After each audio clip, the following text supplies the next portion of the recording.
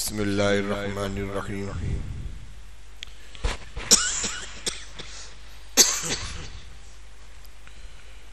نماز کے فرائض واجبات اور پھر آداب مکروہات اور آخر میں سجدہ سہو کے مسائل بیان کیے گئے تھے۔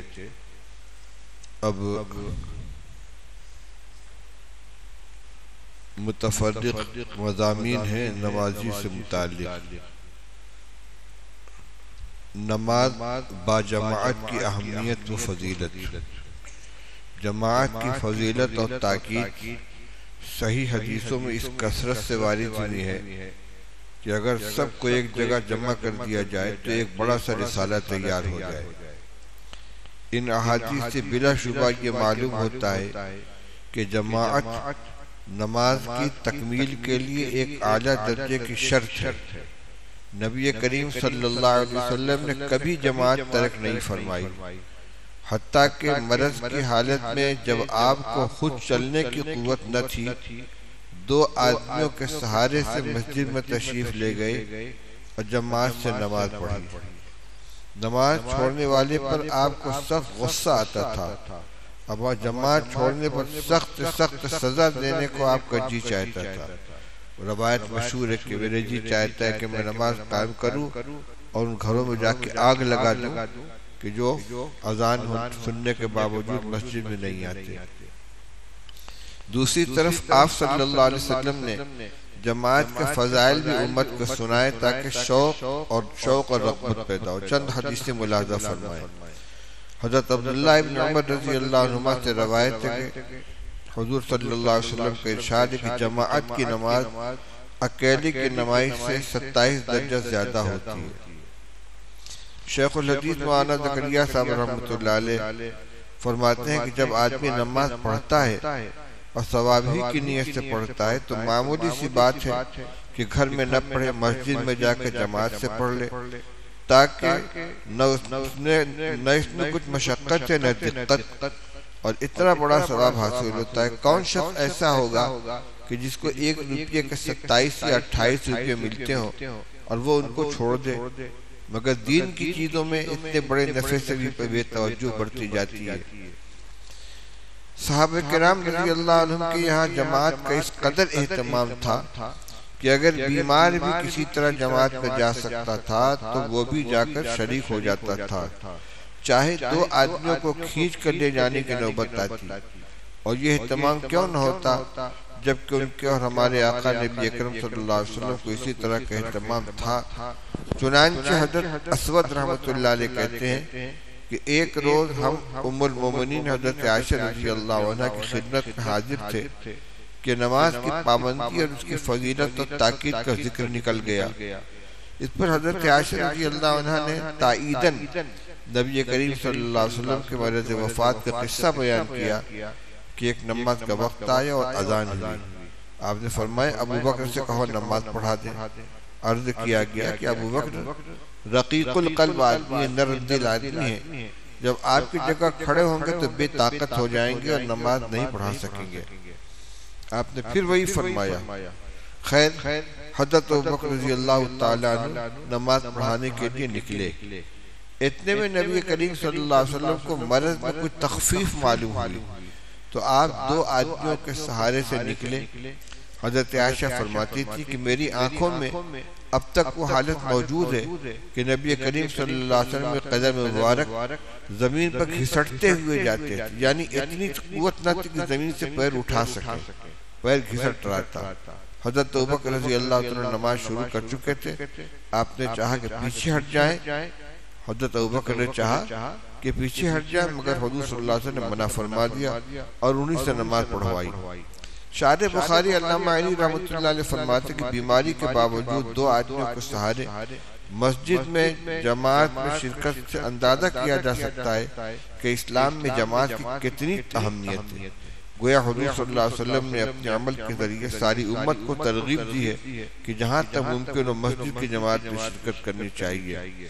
حضرت عبداللہ ابن عباس رضی اللہ عنہ سے روایت ہے کہ نبی اکرم صلی اللہ علیہ وسلم کا ارشاد ہے کہ جو شخص اذان کی آواز سنے اور بلا کسی عذر کے نماز کو نہ جائے وہی پڑھ لے تو وہ نماز قبول نہیں ہوتی۔ صحابہ نے عرض کیا کہ عذر سے کیا مراد ہے؟ ارشاد ہوا کہ مرض ہو یا کوئی خوف ہو، جیسے کرفیو لگ جاتا ہے، ماشاءاللہ لگ گیا تو باہر نکلنے میں پولیس کا خوف ہے، فساد ہو رہا ہے، مار کاٹ ہو رہی ہے، ایسے وقت میں نہیں نکلتے۔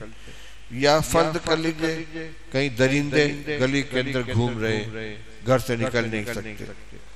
قبول نہ ہونے کی یہ معنی ہے کہ اس پر نماز کا جو ثواب اور انعام حق تعالی شانہ کی طرف سے ملتا وہ نہ ملے گا، اگرچہ فرض اس کے ذمے سے نکل جائے گا۔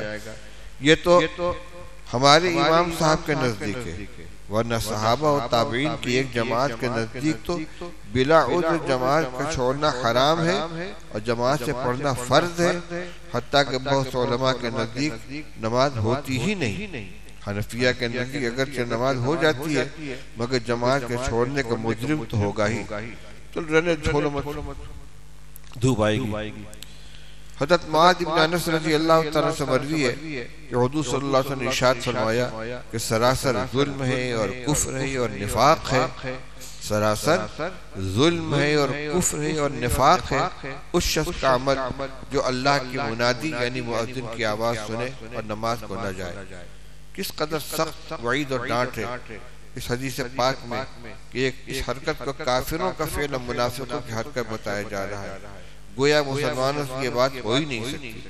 حضرت ابو ہریرہ رضی اللہ عنہ سے روایت ہے کہ حضور صلی اللہ علیہ وسلم نے ارشاد فرمایا میرا دل چاہتا ہے کہ چند جوانوں سے کہوں کہ بہت سا ایندھن اکٹھا کر کے لائیں، پھر میں ان لوگوں کے مکہ پاس جاؤں جو بلا عذر گھروں میں نماز پڑھ لیتے ہیں اور جا کر ان کے گھروں کو جلا دوں۔ نبی کریم صلی اللہ علیہ وسلم کو باوجود اس شفقت اور رحمت کے جو امت کی حال پر تھی اور کسی شخص کی ادنا تکلیف بھی آپ کو گوارا نہ تھی، ان لوگوں پر جو گھروں میں نماز پڑھ لیتے ہیں اس قدر غصہ ہے کہ ان کے گھروں کو آگ لگا دینے کو بھی آمادہ ہے۔ حضرت عبداللہ ابن مسعود رضی اللہ عنہ سے روایت ہے، انہوں نے فرمایا کہ ہم نے اپنے کو یعنی مسلمانوں کو اس حال میں دیکھا ہے کہ نماز باجماعت میں شریک نہ ہونے والا یا تو کوئی منافق ہوتا تھا جس کی منافقت ڈھکی چھپی نہیں ہے کہ اہل اسلام کے بلکہ عام طور سے لوگ اس کو منافق کا ہونا جانتے ہوں، یا کوئی بے چارہ مریض ہوتا تھا جو بیماری کی مجبوری کی وجہ سے مسجد تک نہ آ سکتا تھا۔ اب بعض مریض بھی دو آدمیوں کے سہارے چل کر آتے اور جماعت میں شریک ہوتے تھے۔ اس کے بعد حضرت عبداللہ ابن مسعود رضی اللہ تعالیٰ نے فرمایا کہ رسول اللہ صلی اللہ علیہ وسلم نے ہم کو سنن ہدیٰ کی تعلیم دی ہے، یعنی ایسی ہدایات جو ہمارے جس کا دین و شریعت کے اندر ہونا ہمارے لیے ضروری ہے۔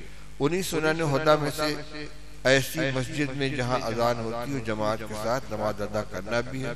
اور ایک دوسری حدیث میں کہ عبداللہ ابن مسعود نے فرمایا کہ اگر تم اپنے گھروں میں ہی نماز پڑھنے لگو گے جیسا کہ ایک آدمی جماعت سے الگ اپنے گھر میں نماز پڑھتا ہے تو تم اپنے پیغمبر کا طریقہ چھوڑ دو گے، اور جب تم اپنے پیغمبر کا طریقہ چھوڑ دو گے تو یقین جانو کہ تم راہ ہدایت سے ہٹ جاؤ گے، گمراہی کے غار میں جا پڑو گے۔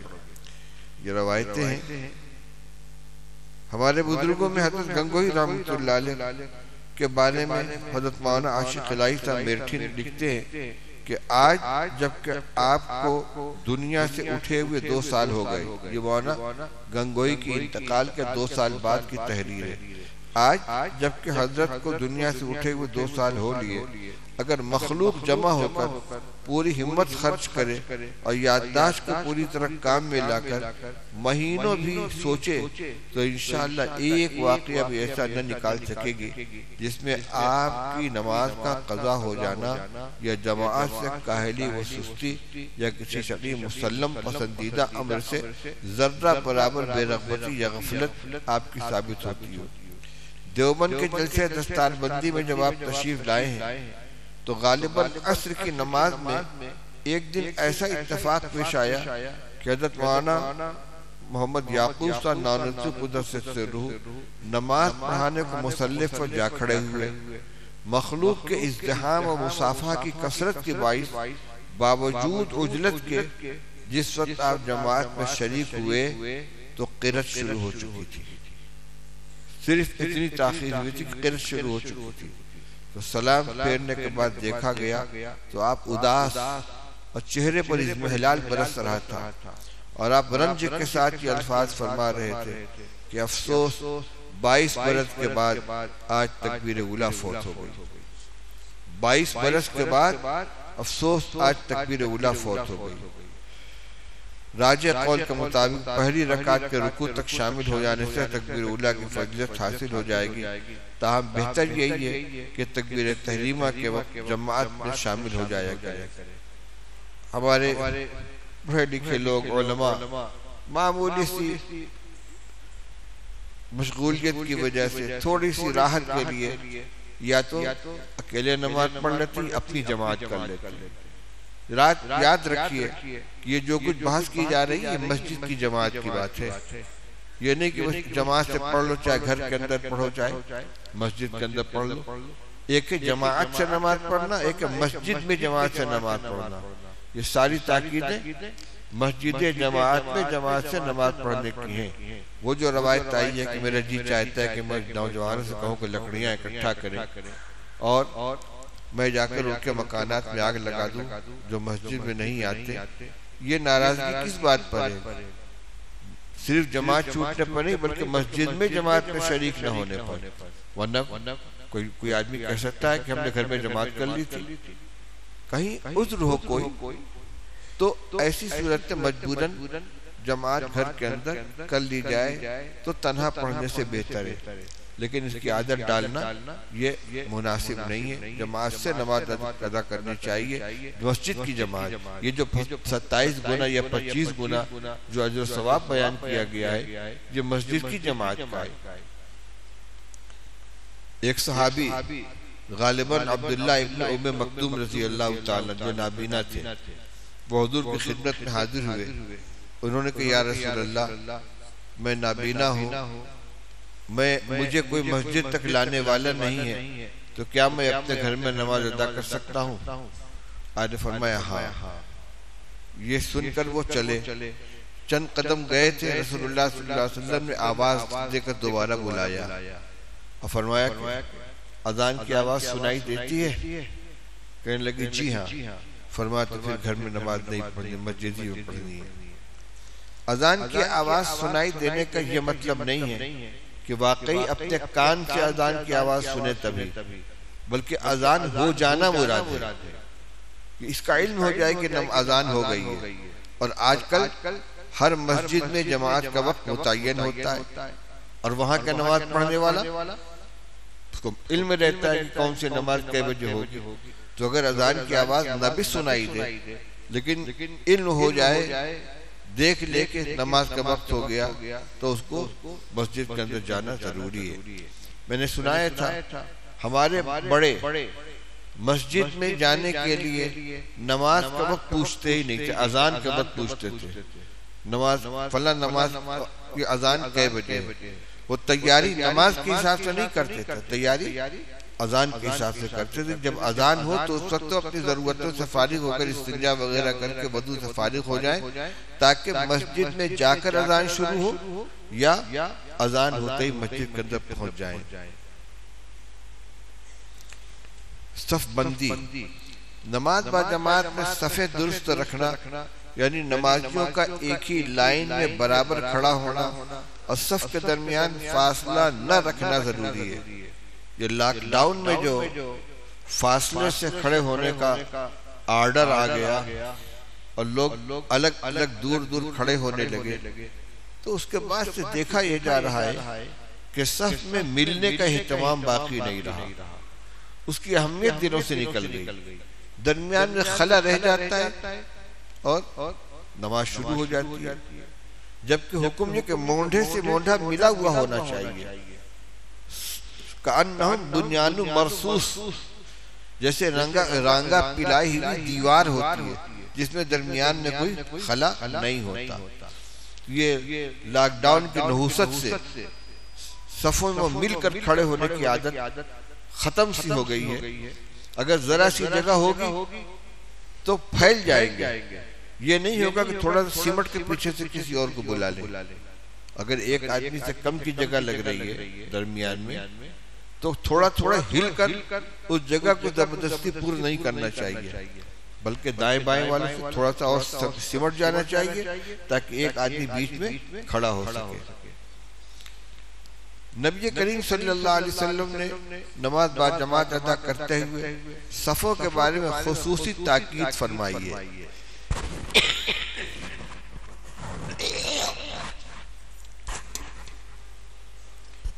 صفوں کے بارے میں خصوصی تاکید فرمائی ہے۔ ایک حدیث میں ہے کہ اپنی صفوں کو سیدھا رکھا کرو،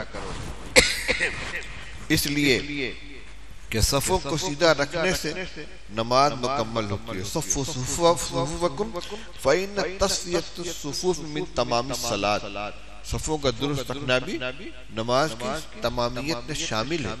صفیں اگر درست نہیں ہیں، چاہے کتنی خشوع و خضوع سے کتنی عمدہ نماز پڑھی جائے، مگر وہ نماز با جماعت ناقص ہوگی۔ نبی صلی اللہ علیہ وسلم ایک عرصہ تک بذات خود صفیں درست فرمایا کرتے تھے۔ جب اقامت کا وقت ہوتا تھا تو دائیں بائیں دیکھتے تھے، فلانے تم تھوڑا آگے نکل جاؤ، تم ذرا پیچھے ہٹ جاؤ، پیچھے سے بھی دیکھتے، حجرے سے دیکھتے ہوئے آتے تھے، مصلی پر کھڑے ہو کر دائیں بائیں دیکھتے تھے۔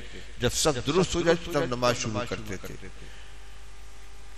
پھر جب آپ صلی اللہ علیہ وسلم کو اطمینان ہو گیا کہ لوگ صف سیدھی کرنے کا طریقہ سیکھ گئے تو آپ صلی اللہ علیہ وسلم نے صف سیدھی کرنے کا خود اہتمام کرنا چھوڑ دیا۔ اب لوگ خود ہی صفیں سیدھی کرنے لگے۔ لیکن ایک دن اچانک آپ نے دیکھا کہ کسی آدمی کا سینہ آگے کو نکلا ہوا ہے، تو آپ صلی اللہ علیہ وسلم نے ناراضگی کا اظہار فرمایا اور فرمایا کہ اللہ کے بندو صفیں سیدھی رکھو ورنہ اللہ تعالیٰ تمہارے چہروں کو پھیر دیں گے، چہرہ مسخ ہو جائے گا، سپاٹ ہو جائے گا چہرہ۔ یعنی صفیں سیدھی کرنے میں کوتاہی کرو گے تو اللہ تعالیٰ اس کی سزا میں تمہارے درمیان اختلاف ڈال دیں گے اور تمہاری وحدت پارا پارا ہو جائے گی۔ اس کی دو تشریح کی گئی ہیں چہرہ پھیر دینے کی۔ ایک تو یہ کہ اگلا حصہ پچھلے حصے کی طرح ہو جائے گا، جیسے رکوع سے پہلے سر اٹھا دینے والے کا چہرہ گدھے جیسا ہونے کی وعید سنائی گئی۔ اور ایک معنی یہ ہے لَيُخَالِفَنَّ اللَّهُ بَيْنَ وُجُوهِكُمْ، اللہ تعالیٰ تمہارے دلوں کے درمیان آپس میں مخالفت ڈال دیں گے۔ جب دو دوست ملتے ہیں تو ایک دوسرے کی طرف چہرہ کرتے ہیں، ملاقات کرتے ہیں، سلام مصافحہ کرتے ہیں، اور جن دو آدمیوں کے درمیان جھگڑا ہو، مخالفت، وہ جب ملتے ہیں تو ادھر والا ادھر چہرہ کر لیتا، ادھر والا ادھر چہرہ کر لیتا، چہرہ بھی سامنے نہیں ہوتا، دونوں کے چہرے کا رخ الگ الگ ہو جاتا ہے۔ یہ معنی ہے لَيُخَالِفَنَّ اللَّهُ بَيْنَ وُجُوهِكُمْ کو، کہ اگر صفیں درست نہیں کرو گے تو دلوں میں اختلاف پیدا ہوگا۔ سوچئے ظاہری عمل کا اثر باطن تک پہنچ رہا ہے، چہرہ صفوں کو درست نہ رکھنے کا اثر دل تک پہنچ رہا ہے۔ صفیں درست کرنے کا طریقہ یہ ہے کہ کندھے سے کندھا اور قدم سے قدم ملائے جائیں۔ قدم سے قدم ملائے جانے کا مطلب یہ کہ ایک سیدھ کے اندر قدم ہو، اور اس میں اعتبار ایڑی کا ہے۔ مثلا چٹائی پر کھڑے ہیں تو سب کی ایڑی چٹائی کے کنارے پر ہو، تو جب چٹائی پر کھڑے ہوں گے تو ٹخنے ایک سیدھ میں ہو جائیں گے، اعتبار اسی کا ہے۔ اور جو لوگ پیر کے انگوٹھے سے صفیں درست کرتے ہیں وہ صفیں کامل سیدھی نہیں ہوتی، کیونکہ پنجہ چھوٹا بڑا ہوتا ہے۔ کوئی 10 نمبر کا جوتا پہن رہا ہے، کوئی 6 نمبر کا پہن رہا ہے۔ جو 10 نمبر کا پہنے گا اس کا لمبا ہوگا پنجہ، جو 6 نمبر کا اس کا پنجہ چھوٹا ہوگا۔ تو جتنے پنجے کے سائز میں فرق ہے اتنا ہی آگے پیچھے ہو جائے گا۔ تو صفیں درست کرنے کا طریقہ یہ ہے کہ کندھے سے کندھا اور قدم سے قدم ملائے جائے۔ کندھے سے کندھا ملانا تو ظاہر ہے، اور قدم سے قدم ملانا یہ ہے کہ لوگ اس طرح کھڑے ہوں کہ اگر ایک جانب کے لوگوں کے ٹخنوں میں سوئی داخل کی جائے تو سب کے ٹخنوں سے ہو کر گزر جائے، یعنی تمام لوگ کے ٹخنے ایک سیدھ میں آ جائیں۔ بعض لوگ پیر کی انگلیوں کے سرے کو ایک دوسرے کے برابر کر کے صفیں درست کرنا چاہتے ہیں، اس سے صفیں ٹیڑھی ہو جاتی ہیں۔ ٹخنے ایک دوسرے کے برابر کرنے چاہیے۔ جو شخص عین امام کے پیچھے کھڑا ہو اس کو دیکھ کر صف سیدھی کرنی چاہیے، معیار اس کو بنانا چاہیے۔ تاکہ دونوں طرف کی صفیں سیدھی ہو جائیں۔ اس طرح کی امام کے داہنی طرف والے تو اپنے بائیں طرف والے کو دیکھ لیا کریں اور بائیں طرف والے اپنے دائیں طرف کے لوگوں کو دیکھ لیا کریں۔ اسی طرح ہر صف میں کیا جائے۔ آج کل مساجد میں الگ الگ صفیں بچھی رہتی ہیں، چٹائیاں بچھی رہتی ہیں۔ گرمی سردی کے دنوں میں آج کل قالین بچھی رہتی ہے، وہ بھی چٹائیوں کی طرح ہر صف کی الگ الگ ہوتی ہے۔ تھوڑی سی توجہ سے صفیں سیدھی ہو سکتی ہیں، لیکن پھر بھی اس معاملے میں تساہل بڑھتا جاتا ہے، لوگ آگے پیچھے کھڑے ہو جاتے ہیں۔ خاص طور پر صفوں کے درمیان میں خلا رہ جاتا ہے، لوگ مل کر کھڑے ہونے میں غفلت برتتے ہیں۔ حالانکہ صفوں کی درستگی میں جس طرح قطار کو سیدھا رکھنا شامل ہے، اسی طرح تراص یعنی خوب مل کر کھڑا ہونا بھی شامل ہے۔ لوگوں کو اس طرح مل کر کھڑا ہونا چاہیے کہ دو شخصوں کے درمیان سے ہاتھ گزر نہ سکے، ایسے اگر درمیان میں ہاتھ ڈالنا چاہیں یہ گزر نہ سکے۔ لوگ قطار درست کرنے کا تو اہتمام کر لیتے ہیں مگر مل کر کھڑے نہیں ہوتے۔ حدیث میں تراص کا یعنی بالکل مل کر کھڑے ہونے کا حکم آیا ہے۔ یہ تو ہے صحیح طریقہ۔ غیر مقلدین نے اس کا ایک الگ مطلب نکال رکھا ہے۔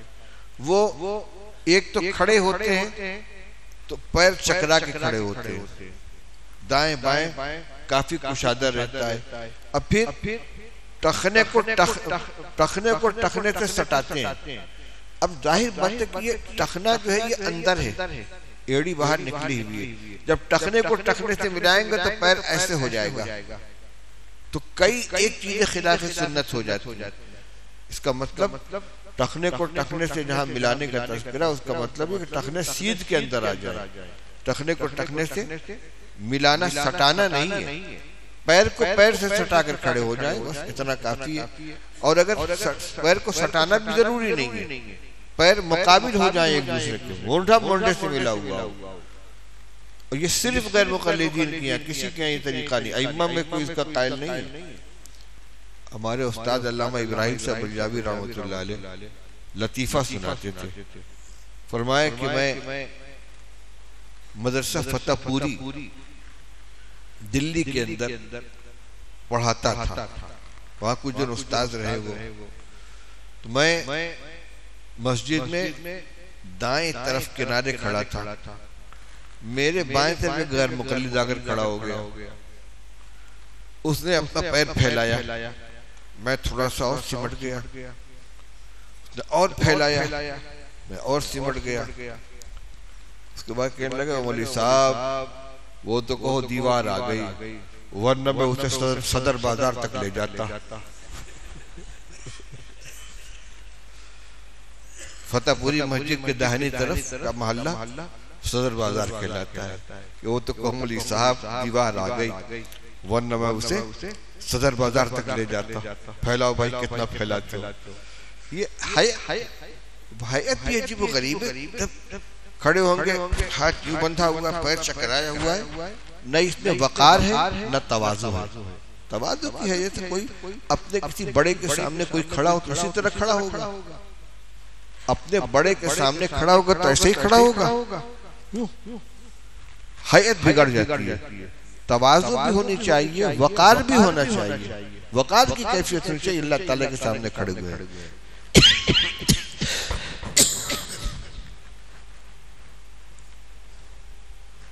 بسا اوقات صفوں کے درمیان اتنی جگہ خالی رہ جاتی ہے کہ اگر نمازی مل کر کھڑے ہو تو آسانی سے ایک دو نمازی کی جگہ نکل آئے گی، لیکن اگر کوئی شخص اس خلا کو پر کرنا چاہے تو دائیں بائیں کھڑے ہوئے لوگ کھسکنے کو تیار نہیں ہوتے۔ ایسا نہیں کرنا چاہیے۔ حدیث میں ہے کہ تم میں سب سے بہتر وہ شخص ہے جو نماز میں اپنے مونڈھوں کو نرم رکھے، یعنی اگر کوئی صف میں سیدھی کرنے یا صف کے خلا کو پر کرنے کے لیے اپنی جگہ سے کچھ آگے پیچھے کرنا چاہے تو اس میں بلا تاخیر خوشی خوشی ساتھ دینا چاہیے۔ ایسے موقع پر اڑے رہنا تکبر کی علامت ہے۔ دو آدمی کھڑے ہیں، بیچ میں ذرا سی جگہ خالی ہے اور اتنی ہے کہ تھوڑا سمٹ جائے تو اس میں آدمی آ جائے، اب کوئی کندھے پر ہاتھ رکھتا ہے، کہاں گھسے جا رہے ہو، جگہ ہے یہاں۔ یہ مطلب اپنے مونڈوں کو نرم رکھو، وہ کھسکا رہا ہے تو کھسک جاؤ۔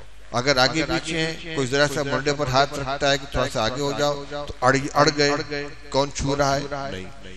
صفوں کو درستگی کے لیے، صف کے خلا کو پر کرنے کے لیے منڈے کو نرم رکھو۔ دوسری طرف مل کر کھڑے ہونے میں اتنی تنگی بھی نہیں کرنی چاہیے کہ نماز کے ارکان سنت کے مطابق ادا کرنا مشکل ہو جائے۔ بعض لوگ پہلی صف کی فضیلت حاصل کرنے کے لیے جگہ نہ ہونے کے باوجود زبردستی درمیان میں داخل ہو جاتے ہیں۔ دونوں بات ہے، جگہ ہو اتنی کہ ایک آدمی اس میں داخل ہو سکتا ہے تب تو ٹھیک ہے، لیکن نہیں ہے تو گھس گئے تاکہ پہلی صف کی جگہ ہم کو مل جائے، جسے دوسرے نمازی کو تکلیف پہنچتی ہے۔ اس سے بھی بچنا ضروری ہے۔ ہمیں مسنون طریقہ پہلے اچھی طرح سمجھ لینا چاہیے، پھر اس پر عمل کرنا چاہیے۔ امام صاحب کو چاہیے کہ صفیں سیدھے کرانے کا اہتمام کریں۔ اللہ کے رسول صلی اللہ علیہ وسلم صحابہ کرام بالخصوص خلفاء راشدین جب امامت فرماتے تھے تو مقتدیوں کے صفوں کو درست کرانے کا اہتمام کیا کرتے تھے۔ صحیح طریقہ یہ کہ تکبیر کی ابتدائی سے سارے مقتدی کھڑے ہو کر صفیں درست کر لیں۔ بریلویوں کے یہاں یہ طریقہ ہے کہ شروع سے بیٹھے رہیں گے، جب امام حی علی الصلاح حی علی الفلاح کہے گا تب بھی کھڑے ہوں گے، اور اس میں اتنی شدت ہے کہ اگر کوئی کھڑا ہونے لگے تو اس کا ہاتھ پکڑ کے بیٹھا لیں گے، اور اگر کوئی کھڑا ہو جائے تو کہتے ہیں وہابی ہے۔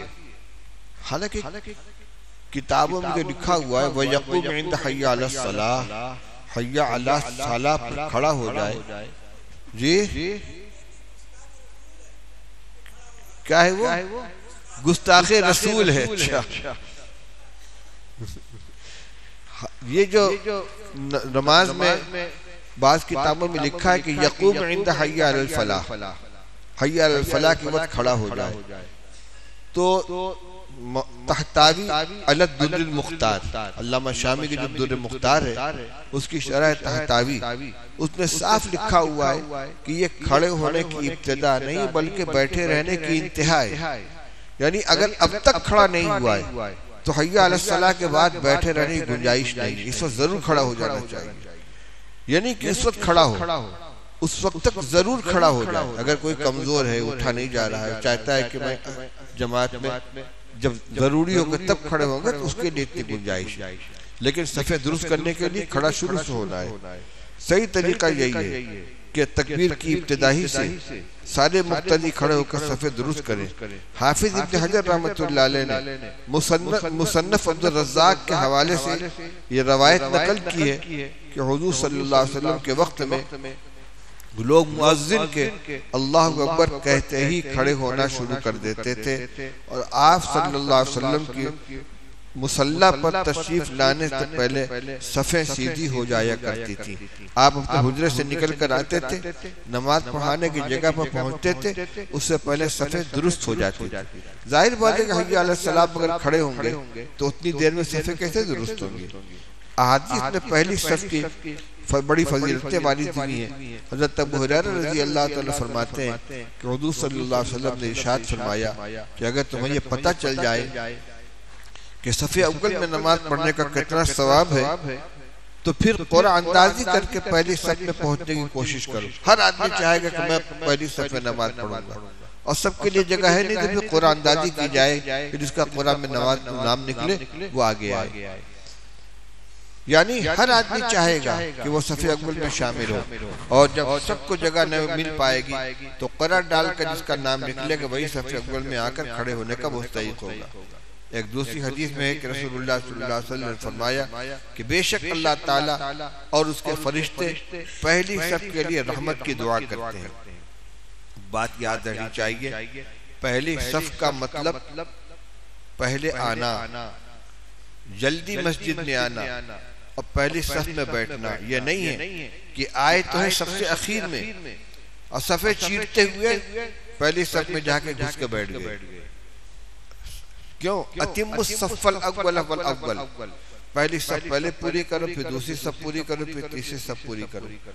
اسی لیے بہت سے لوگ جو مسجد میں دور دور بیٹھے رہتے ہیں، جگہ خالی رہتی ہے، بلکہ بعض دفعہ تو ایسا بھی ہوتا ہے کہ اگلی صف میں جگہ خالی ہے اور پیچھے صف میں مل کر بیٹھ گئے، پنکھا چل رہا ہے، کولر رکھا، اس کی سیدھی ہوا آ رہی ہے، اے سی لگی، اس کی سیدھی ہوا آ رہی ہے، تو اس کے سیدھے بیٹھنے کے لیے اگلی صف میں جگہ خالی ہے اور پیچھے کی صف پوری کر لی۔ اب جو آدمی پیچھے سے آئے گا وہ گردن پھلانگ کے تو آگے جائے گا نہیں، کیونکہ گردن پھلانگ کر آگے جانے کی ممانعت ہے، تو اگلی صف میں جگہ خالی رہ جاتی ہے۔ میں یہ کہہ رہا ہوں کہ صف اول کی فضیلت حاصل کرنے کے لیے صرف یہی نہیں ہے کہ اخیر میں آئے اور پہلی صف میں چلا جائے، بلکہ صفیں پر کرنی شروع کی جائے آگے سے، تو پہلی صف میں نماز پڑھنے والے کو پہلے آنا بھی چاہیے۔ پھر بھی اگر کوئی بات نہیں آ جائے لیکن پہلی صف میں جگہ خالی ہے تو آگے جا کر جانے کی کوشش کرے۔ آج کل پہلی صفوں کے اہتمام میں بہت کوتاہی پائی جاتی ہے۔ سردی کے زمانے میں لوگوں کی کوشش ہے کہ دھوپ کی جگہ نماز پڑھیں، جبکہ آگے کی صفیں خالی پڑی رہتی ہیں۔ گرمی کے زمانے میں ایسی جگہ کی تلاش کی جاتی ہے جہاں پنکھوں کی یا کولر کی ہوا زیادہ آ رہی ہے، قطع نظر اس سے کہ پہلی صفحہ یا بعد کی، یہ طریقہ مناسب نہیں ہے۔ ہماری کوشش یہ ہونی چاہیے کہ ہم اگلی صفوں میں نماز پڑھ کر زیادہ سے زیادہ ثواب کا مستحق بنیں، کیونکہ نماز میں اللہ کی رحمت اس شخص کی طرف زیادہ متوجہ ہوتی ہے جو امام کے بالکل پیچھے ہوتا ہے، اس کے بعد صف اول کے دائیں بائیں جانب کھڑے ہوئے نمازیوں کی طرف، اور پھر دوسری صف میں بقیہ صفوں کی طرف متوجہ ہوتی ہے۔ تاہم اگر دائیں طرف آدمی زیادہ ہوں تو بائیں طرف کھڑا ہونا ضروری ہے تاکہ دونوں طرف کا توازن برابر رہے۔ دائیں طرف کی فضیلت حاصل کرنے کے لیے ایک ہی طرف کھڑے ہوتے چلے گئے، بائیں طرف کی جگہ خالی ہے، دائیں طرف بھر گئی، یہ بھی نہیں۔ جو پیچھے سے آئے تو دیکھیں جدھر لوگ کم ہوں اس جگہ کھڑا ہونا چاہیے۔ اگر مقتدی ایک مرد ہو یا بچہ ہو تو امام کی دائیں طرف برابر میں کھڑا ہو جائے۔ ایک امام ہے، ایک مقتدی ہے تو پیچھے نہیں کھڑا ہوگا بلکہ امام کے دائیں طرف برابر کھڑا ہوگا، اس طرح کہ اس کا قدم امام کے قدم سے آگے نہ بڑھنے پائے، بس یعنی ایڑی امام کی ایڑی سے آگے نہ بڑھے، خواہ انگلیوں کا کچھ حصہ آگے بڑھ جائے لیکن ایڑی اس سے آگے نہ بڑھے۔ لیکن اگر مقتدی کے قدم کا اکثر حصہ امام کے قدم سے آگے بڑھ گیا، امام کے قدم سے مقتدی کا حصہ آگے بڑھ گیا تو اقتداء صحیح نہیں، کیونکہ وہ امام کے آگے ہو گیا۔ اگر جماعت کی نماز میں اگلی صف مکمل ہونے کے بعد کوئی شخص آئے اور دائیں بائیں جانب جگہ خالی نہ ہو، صف مکمل پوری ہو چکی ہے، اب یہ اکیلا ہے، تو ایسی صورت میں پچھلی صف میں تنہائی کھڑے ہو جانا چاہیے۔ اس زمانے میں فتویٰ اسی پر ہے۔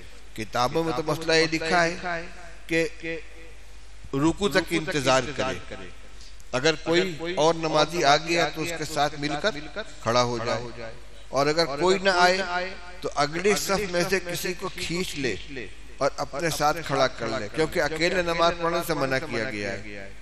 لیکن مسائل سے چونکہ واقفیت نہیں ہے، کوئی اگلے صف سے کسی کو کھینچے گا تو لڑائی شروع ہو جائے گی، اس کی بھی نماز جائے گی، اس کی بھی نماز جائے گی۔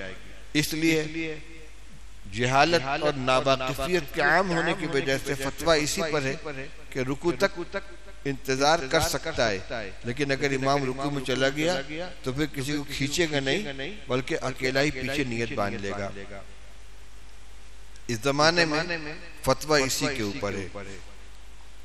اچھا، رسول اللہ صلی اللہ علیہ وسلم نے صفوں میں مل کر کھڑے ہونے کا حکم فرمایا ہے، لہذا ابتداءً اس کا بہت اہتمام کرنا چاہیے۔ اگر کسی عارض کی وجہ سے نماز کے درمیان کسی صف میں جگہ خالی ہو جائے تو بعد میں آنے والے کو وہ خالی جگہ پر کر لینی چاہیے۔ مثلا پہلی صف میں سے کسی کا وضو ٹوٹ گیا اور وہ چلا گیا نماز وضو کرنے کے لیے، ایک جگہ خالی ہو گئی، تو پچھلی صف میں سے ایک آدمی کو 2 قدم چل کر اس جگہ چلے جانا چاہیے، ایک قدم لمبا بڑھائے، دوسرا قدم صف کی جگہ پر رکھ لے، مسلسل 3 قدم نہ چلے۔ اس طریقے سے آگے کی صف کی جو جگہ خالی ہوئی وہ پوری ہو جائے گی۔ اسی طرح ابتداءً کھڑے ہو گئے تھے پھیل کر، اس کے بعد کوئی آدمی سمٹ گیا، اب مکمل ایک آدمی کی جگہ درمیان میں خالی ہو گئی تو پیچھے والے کو بڑھ کر اگر نماز میں شامل نہیں ہوا ہے تو جا کے وہاں کھڑا ہو کر نماز پڑھ لے، اور اگر شامل بھی ہو گیا ہے تو کم عمل کے ذریعے عمل کثیر سے بچ کر اس میں داخل ہو جائے۔ اگر کسی عارض کی وجہ سے نماز کے درمیان کسی صف میں جگہ خالی ہو جائے تو بعد میں آنے والے کو جگہ پر کر لینی چاہیے، خواہ نمازیوں کے سامنے سے گزرنا پڑے۔ یہ بھی ہے کہ اگلی صف خالی ہے، اب پچھلی صف کے اندر لوگوں نے صف لگا لی ہے، اب اگلی صف میں جگہ خالی ہے، تو جو آدمی آئے گا یا تو وہ چیر کر گھسے آگے یا خود ہی پیچھے کھڑا ہو جائے۔ فرماتے ہیں چونکہ امام کے آگے سترہ قائم ہے، امام کا سترہ تمام جماعت کے لیے سترہ بن جاتا ہے۔ امام سترہ کی طرف دیوار کی طرف رک کے نماز پڑھ رہا ہے تو گویا اب پوری جماعت کا سترہ قائم ہو گیا۔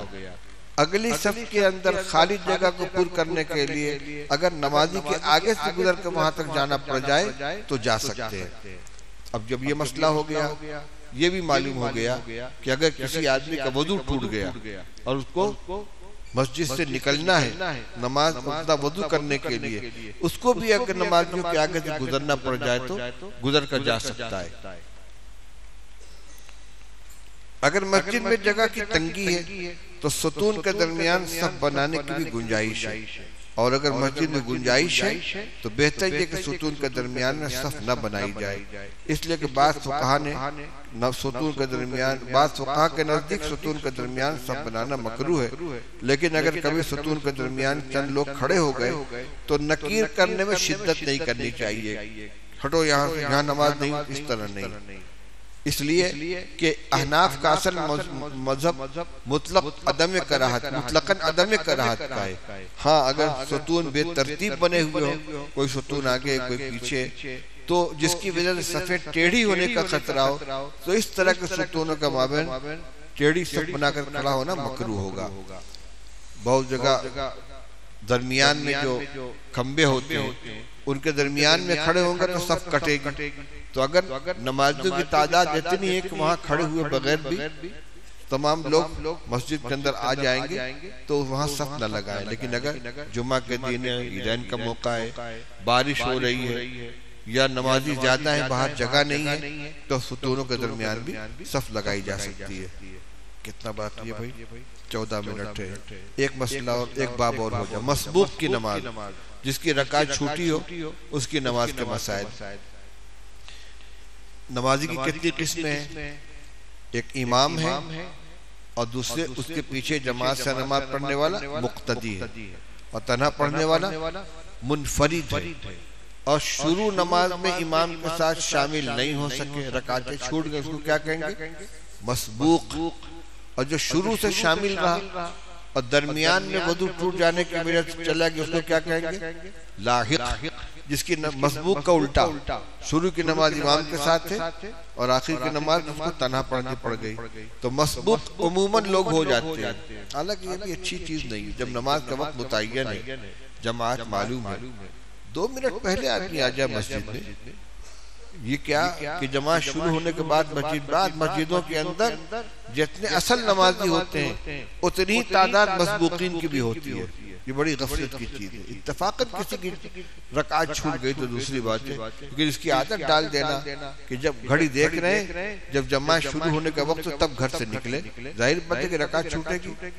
تو مسبوق، اول تو ہر مسلمان کو یہی کوشش کرنی چاہیے تکبیر اولیٰ کے ساتھ جماعت سے نماز پانچوں نماز پڑھے۔ تاہم اگر کبھی جماعت کی رکعت فوت ہو جائے تو امام کے سلام پھیرنے کے بعد چھوٹی ہوئی رکعت پڑھنی ضروری ہوتی ہے۔ فقہ کی اصطلاح میں ایسے مقتدی کو جو ساری یا کچھ رکعتوں کے بعد جماعت میں شامل ہوا ہو مسبوق کرتے ہیں۔ ساری کا مطلب یہ کہ قاعدہ اخیرہ میں شریک ہوا، رکعت کوئی نہیں ملی مگر نماز میں ہو گیا، اور کچھ رکعت چھوٹی تو وہ بھی مسبوق ہے۔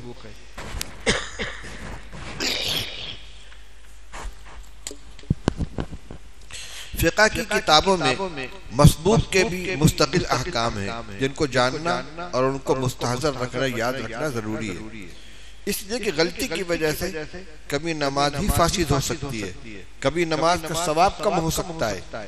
ذیل میں چند ضروری مسائل بیان کیے جاتے ہیں۔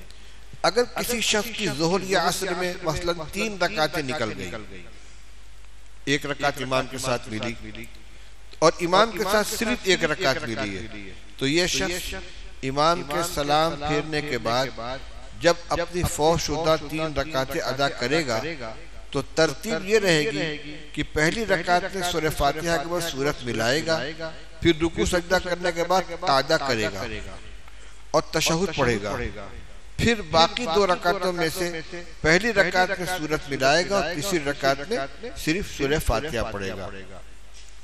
تو قرأت تو شروع کی 2 رکعتوں میں ہے، لیکن قعدہ 1 رکعت کے بعد کرے گا تاکہ امام کے ساتھ ملی گی 1 رکعت، اور 1 رکعت اپنی ملا کر 2 رکعت پوری ہو گئی تو قعدہ اولا کر لے۔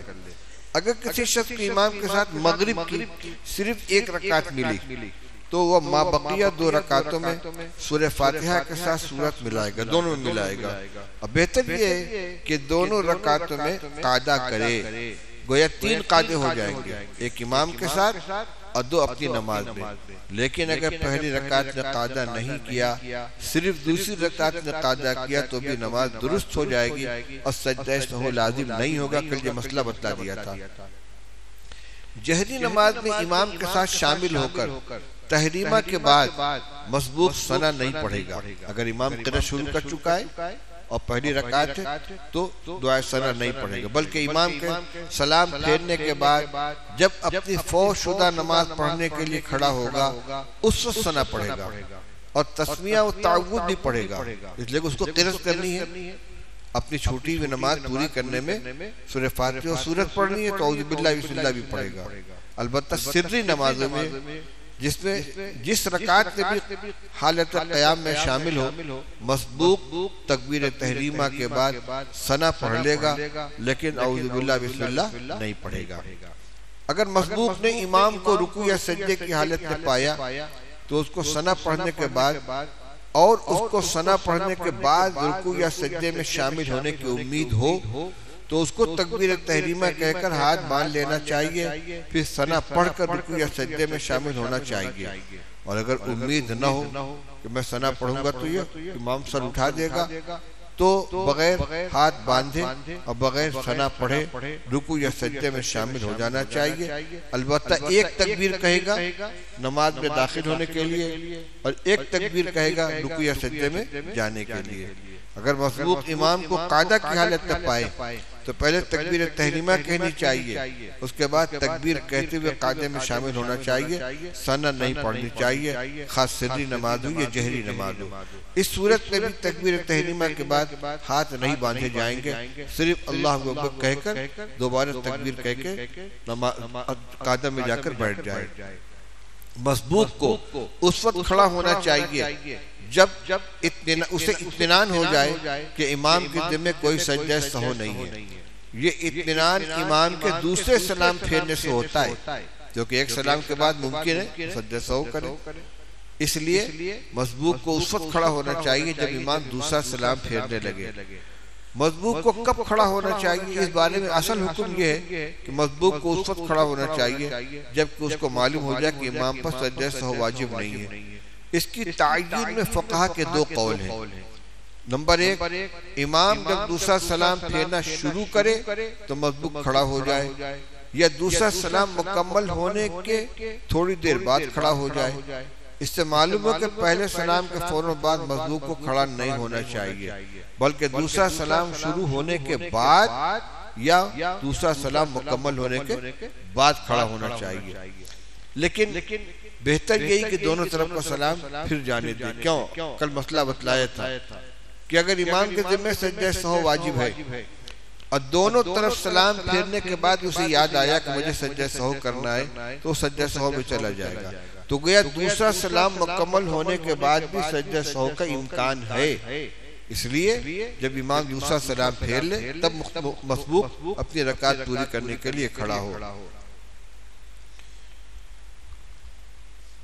اگر مسبوق شخص نے بھول سے سلام پھیر دیا تو اس کی 3 صورتیں۔ مسبوق کو سجدہ سہو میں تو امام کے ساتھ سجدہ کرنا ہے، لیکن امام جب سجدہ سہو سے پہلے سلام پھیرتا ہے داہنی طرف تو اس میں ساتھ نہیں دینا ہے، لیکن اگر غلطی سے سلام پھیر دے تو اس کی 3 صورتیں ہیں۔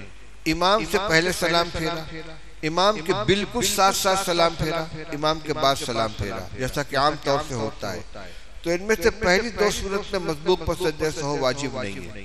امام سے پہلے سلام پھیر دیا غلطی سے، بالکل ساتھ پھیرا، اور عموماً کوئی امام کے ساتھ بھی سلام نہیں پھیرتا، پہلے بھی نہیں پھیرتا، تو اب گویا تیسری صورت متعین ہو گئی، وہ کیا کہ امام کے بعد سلام پھیرا ہے، تو اس کو اس صورت میں چاہے ایک طرف سلام پھیرا ہو یا دونوں طرف سلام پھیرا ہو، اس کو اخیر میں سجدہ سہو کرنا پڑے گا۔ امام کے بالکل ساتھ مقتدی کا سلام پھیرنا تو ایک نادر الوقوع صورت ہے، ایسا عموماً ہوتا نہیں ہے، عموماً مقتدی امام کے سلام کے بعد ہی سلام پھیرتا ہے، اس لیے مسبوق اگر سہون سلام پھیر دے تو احتیاط اسی میں ہے کہ اس کو سجدہ سہو کر ہی لینا چاہیے۔ اگر امام پر سجدہ سہو واجب ہو تو مسبوق کو بھی اس کے ساتھ سجدہ سہو کرنا ضروری ہے، لیکن وہ سلام نہیں پھیرے گا۔ اگر مسبوق اپنی نماز پوری کرنے کے لیے کھڑا ہو گیا ہو، پھر اس کے بعد امام سجدہ سہو کرنے لگے تو اسے واپس لوٹ کر سجدہ سہو میں شامل ہونا چاہیے۔ اگر مسبوق کی اقتداء کر کے بیٹھتے ہی امام سلام پھیر دے تب بھی مسبوق کو تشہد پوری کر کے کھڑا ہونا چاہیے، لیکن اگر تشہد پورا کیے بغیر کھڑا ہو گیا تو نماز ہو جائے گی، سجدہ سہو واجب نہیں ہوگا۔ اگر مسبوق کی جماعت میں شامل ہوتے ہی امام سلام پھیر دے تو اگر مسبوق اللہ اکبر کہہ چکا تھا اس کے بعد امام نے سلام پھیرا ہے تو اس کی اقتداء صحیح مانی جائے گی اور اس کو جماعت میں شامل مانا جائے گا، خواہ وہ بالکل بھی نہ جھکا ہو بیٹھا بھی نہ ہو، لیکن امام اس نے اللہ اکبر کہا تھا، اس کے بعد امام نے سلام پھیرا تو اب بیٹھنے کی ضرورت نہیں ہے، اقتداء ہو گئی، اب وہ نماز پڑھے گا۔ مسبوق کو امام کے ساتھ قاعدہ اخیرہ میں صرف تشہد پڑھنی چاہیے، درود شریف و دعا نہیں پڑھنی چاہیے۔ اب خواہ تشہد کو آہستہ آہستہ ٹھہر کر اس طرح پڑھے کہ امام کے سلام تک وہ پہنچ جائے، یا تشہد کو مقرر پڑھتا رہے، لہذا تشہد پڑھ کر خاموش بیٹھنے سے بہتر یہ ہے کہ ذرا دھیرے دھیرے تشہد پڑھے، یا ایک مرتبہ پڑھ چکا تو دوبارہ پڑھ لے، بس وہی۔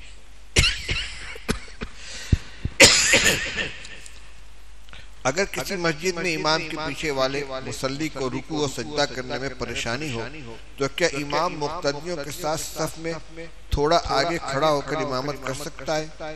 مثلاً جماعت خانے میں جگہ ہونے کے باوجود تہہ خانے میں نماز پڑھنے کا کیا حکم؟ دوسرا مسئلہ یہ ہے، ستون کے آگے نماز پڑھنے سے رکوع و سجدہ کرنا مشکل ہو تو کیا وہ جگہ خالی چھوڑ سکتے ہیں؟ پہلا مسئلہ یہ ہے کہ اگر کسی مسجد میں امام کے پیچھے والے مصلی کو رکوع و سجدہ کرنے میں پریشانی ہوتی ہو، تنگی سے بھی سجدہ نہ کر سکتا ہو، تو ایک آدمی طرف سے دائیں ایک آدمی طرف سے بائیں کھڑا ہو جائے، پیچھے کی جگہ خالی چھوڑ دی جائے۔ جیسے کل امام صاحب عشاء کی نماز کے اندر امام صاحب کے دائیں بائیں مصلی کھڑے ہوئے تھے، اور جماعت خانے میں جگہ ہونے کے باوجود تہہ خانے میں نماز پڑھنا یہ مکروہ ہے۔ اصل مسجد کو چھوڑ کر دوسری جگہ نماز پڑھنے کو مکروہ کہا گیا ہے۔ اس کی تو صراحت ہے کہ مسجد چھوڑ کر چھت پر نماز پڑھنا مکروہ ہے۔ اس کی کراہت کی وجہ جہاں یہ ہے کہ بلا ضرورت چھت پر چڑھنا نہیں چاہیے، وہاں یہ بھی ہے کہ اصل مسجد کو خالی چھوڑ کر تہہ خانے کے اندر جماعت نہیں کرنی چاہیے۔ ستون کے آگے نماز پڑھنے سے رکوع و سجدہ کرنا مشکل ہو گیا ہو تو جگہ خالی چھوڑ سکتے ہیں، یعنی بالکل ستون سے سٹ کر اگر کھڑا ہوگا تو رکوع نہیں کر سکے گا، اس لیے کہ رکوع میں اوپر کا حصہ تھوڑا پیچھے جاتا ہے۔ اگر ایسی تنگی ہو جائے تو دائیں بائیں کھسک کر کھڑا ہو سکتا ہے۔ چلے بھائی ہاں اچھا تو یہ کہ جماعت مسجد کے اندر اصل جو جگہ ہے جماعت پڑھنے کی وہاں پر ہونی چاہیے۔ ناقابل برداشت گرمی ہو رہی ہے، مجبوری ہے، صحن کے اندر آ جائے۔